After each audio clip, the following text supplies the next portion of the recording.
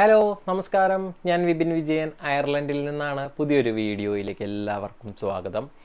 ഇവിടെ വന്നിട്ടുള്ള നഴ്സുമാർ 2 വർഷം പൂർത്തിയായി കഴിഞ്ഞാൽ പെർമനൻറ്റ് റെസിഡൻസ് അല്ലെങ്കിൽ സ്റ്റാമ്പ് 4 എന്ന് പറയുന്ന കാറ്റഗറിയിലേക്കുള്ള വിസയിലേക്ക് മാറാൻ വേണ്ടി സാധിക്കും അല്ലേ. അപ്പോൾ അതെങ്ങനെയാണ് ചെയ്യുന്നതെന്ന് ഒരുപാട് പേർക്ക് സംശയങ്ങളുണ്ട് അല്ലേ. ആ സംശയമൊക്കെ നമുക്ക് ഇന്നത്തെ വീഡിയോയിലെടുത്ത് തീർക്കാം.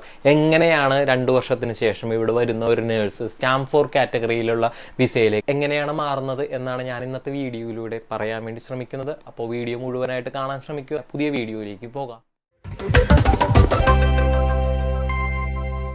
ഇവിടെ വന്നിട്ടുള്ള ഒരു നേഴ്സിന് 24 മാസം കഴിഞ്ഞാൽ, ആദ്യമായി നേഴ്സ് ഇവിടെ വന്ന് ടിപ്പിക്കൽ വർക്ക് പെർമിറ്റ് എന്ന് പറയുന്ന വിസയിൽ വന്ന് ക്രിട്ടിക്കൽ സ്കിൽസ് വർക്ക് പെർമിറ്റ് എന്ന് പറയുന്ന വിസയിലേക്ക് മാറി 2 വർഷം പൂർത്തിയായി കഴിയുമ്പോൾ രണ്ടാമത്തെ വർഷം അവർ സ്റ്റാമ്പ് 4 എന്ന് പറയുന്ന പെർമനൻറ്റ് റെസിഡൻസിലേക്ക് മാറുകയാണ്.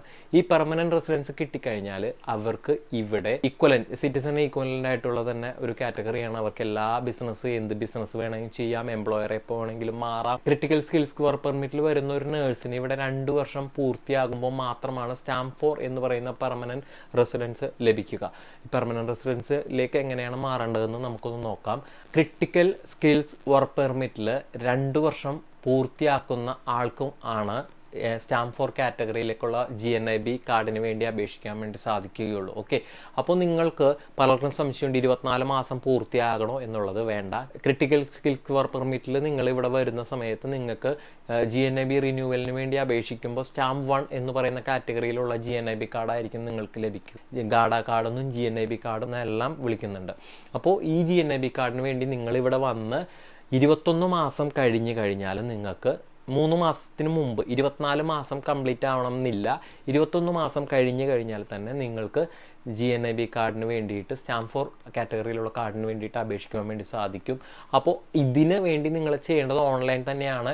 ഇപ്പോൾ ഡബ്ലിനിലുള്ളവരെല്ലാം ഓൺലൈൻ ത്രൂ തന്നെയാണ് ചെയ്യുന്നത്. IrishImmigration.ie എന്ന് പറയുന്ന വെബ്സൈറ്റിൽ നമുക്ക് എല്ലാവർക്കും അക്കൗണ്ട് ഉണ്ടാവും. ഇവിടെ വന്നിട്ടുള്ളവരെല്ലാവരും GNIB കാർഡ് റിന്യൂ ചെയ്യുന്നതിന് വേണ്ടി IrishImmigration.ie എന്ന് പറയുന്ന വെബ്സൈറ്റിൽ അക്കൗണ്ട് എടുത്തിട്ടുണ്ട്. അപ്പോൾ അത് ആദ്യം ലോഗിൻ ചെയ്യുക.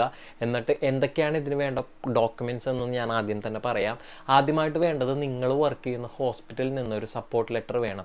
ആ ഹോസ്പിറ്റലിൽ നിന്ന് HR ഡിപ്പാർട്ട്മെൻറ്റിൽ നിന്ന് നിങ്ങൾ കറൻ്റ്ലി ഇവിടെ വർക്കിംഗ് ആണെന്ന് അവരോട് റിക്വസ്റ്റ് ചെയ്ത് കഴിഞ്ഞാൽ അവർ ഈസി ആയിട്ട് 2 ഡേയ്സിനുള്ളിൽ തന്നെ നിങ്ങൾക്ക് അത് ഇമെയിൽ ചെയ്ത് തരികയോ പോസ്റ്റ് വഴി അയച്ചു തരികയോ ചെയ്യും. നിങ്ങളുടെ വാലിഡ് ആയിട്ടുള്ള പാസ്പോർട്ടിൻ്റെ ബയോമെട്രിക് പേജ് അറിയാലോ, ഫസ്റ്റ് ലാസ്റ്റ് പേജ്, ആ ഒരു പേജസിൻ്റെ ഫോട്ടോ കോപ്പി നിങ്ങൾ PDF ഫോർമാറ്റിലാക്കി വെക്കുക. നിങ്ങളുടെ front and back page of your current IRP card, നിങ്ങളുടെ ഇപ്പോൾ എക്സ്പയർ ആകാൻ പോകുന്ന IRP കാർഡ് ഉണ്ടല്ലോ, അതിൻ്റെ ഫ്രണ്ടും ബാക്കും ഫോട്ടോസ് എടുത്ത് PDF ഫോർമാറ്റിലാക്കി വെക്കുക. പിന്നെ നിങ്ങളുടെ ക്രിട്ടിക്കൽ സ്കിൽസ് എംപ്ലോയ്മെന്റ് പെർമിറ്റ് ഉണ്ടല്ലോ, ആ എംപ്ലോയ്മെന്റ് പെർമിറ്റും നിങ്ങൾ PDF ഫോർമാറ്റിലാക്കി വെക്കുക.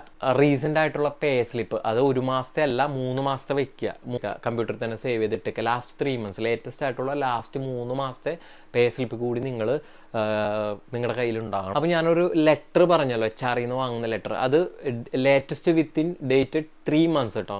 ലാസ്റ്റ് 3 മാസത്തിനുള്ളിൽ HRയിൽ നിന്ന് കിട്ടിയിട്ടുള്ള ലെറ്റർ ആയിരിക്കണം, എങ്കിൽ മാത്രമേ അവരത് അക്സെപ്റ്റ് ചെയ്യുള്ളൂ. അതുകൂടാതെ വേണ്ടത് എംപ്ലോയ്മെന്റ് ഡീറ്റെയിൽ സമ്മറി എന്ന് പറയുന്ന റവന്യൂവിൽ നിന്ന് നമ്മൾ ഡൗൺലോഡ് ചെയ്യേണ്ട ഒരു സാധനമാണ്. അപ്പോൾ ആ ഒരു ഡോക്യുമെന്റ് നമുക്ക് നമ്മുടെ myrevenue.ie എന്ന് പറയുന്ന വെബ്സൈറ്റിൽ കയറി നമ്മുടെ അക്കൗണ്ട് ലോഗിൻ ചെയ്ത് കഴിഞ്ഞാൽ നിങ്ങൾക്ക് ഈ എംപ്ലോയ്മെന്റ് ഡീറ്റെയിൽ സമ്മറി ലഭിക്കുന്നതാണ്. അപ്പോൾ അത് നിങ്ങൾ ഡൗൺലോഡ് ചെയ്തിട്ട് ഈ പറഞ്ഞ ഡോക്യുമെന്റ്സിന്റെ എല്ലാത്തിൻ്റെയും കൂടെ തന്നെ കമ്പ്യൂട്ടറിൽ സേവ് ചെയ്തിടുക. എന്നിട്ട് ഇതെല്ലാം ഒരുമിച്ച് തന്നെയാണ് നമ്മുടെ ഈ അക്കൗണ്ടിൽ നിന്ന് നമ്മൾ ചെയ്യുന്നത്. ഓക്കെ, ഇത്രയും ഡോക്യുമെന്റ്സ് ആണ് ആക്ച്വലി നിങ്ങൾ നിങ്ങളുടെ ഈ ഒരു പ്രോസസ്സിന്, ഈ ഒരു സ്റ്റാമ്പ് 4 കാറ്റഗറിയിലേക്കുള്ള ഇതിന് വേണ്ടിയിട്ട് നിങ്ങൾക്ക് വേണ്ട ഡോക്യുമെൻ്റ് എന്ന് പറയുന്നത്.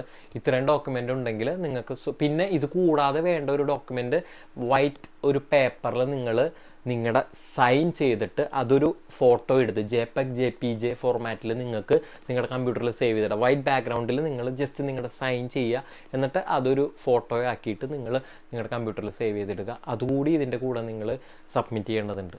വീഡിയോ ഇഷ്ടപ്പെട്ടാൽ നിങ്ങളുടെ കൂട്ടുകാരിലേക്ക് ഈ വീഡിയോ എത്തിക്കുവാനും ലൈക്ക് ചെയ്യാനും ഷെയർ ചെയ്യാനും കമൻറ്റ് ചെയ്യാനും ഒന്നും മറക്കാതിരിക്കുക.